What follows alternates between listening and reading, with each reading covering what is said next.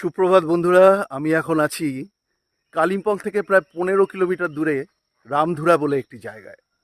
এই ছোট্ট জনপদের এখনো ঘুম ভাঙছে মোরগের ডাকে, পাখির কলকাকলিতে, শুনতে পাচ্ছেন হয়তো। আমি এখন শোনাবো আমার স্বরচিত একটি কবিতা, যার নাম মানুষ চেনা। এই দুনিয়ায় মানুষ চেনা নয়কো মোটেও সোজা, আসলে কোন মানুষ কেমন নয়কো সহজ বোঝা। এমনিতে তো সবাই দেখি মিষ্টি ব্যবহারে, কথা দিয়েই হৃদয় ছুঁয়ে দারুণ নজর কাড়ে। শুধুই উপর থেকে দেখে মানুষ চেনা দায়, বেশ কিছুদিন থাকলে সাথে খানিক বোঝা যায়। কিংবা যদি বেড়াতে যাও অনেক দিনের জন্য, দেখবে তখন যা ভেবেছ মানুষটা ঠিক অন্য। পরিস্থিতি থাকলে ভালো, সব মানুষই হাসে, রাগলে পরেই আসল যে রূপ বেরিয়ে ঠিক আসে।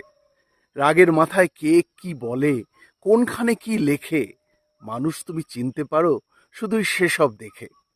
মাথা গরম হলে বেরোয় কোন ভাষাকার মুখে, তাতেই বোঝা যেতে পারে পুষছে কে কি বুকে।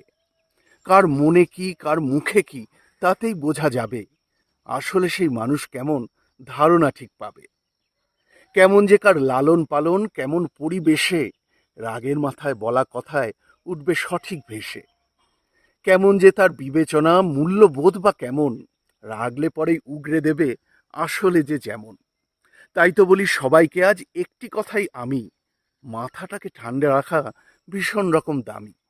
রাগের মাথায় বলে ফেলা নানান কটু ভাষা নাড়িয়ে দিয়ে যেতেই পারে আশা ভালোবাসা। তাই তো মানুষ চিনতে হলে দেখো সবার আগে প্রতিক্রিয়া কেমনটি হয় যখন মানুষ রাগে। ধন্যবাদ।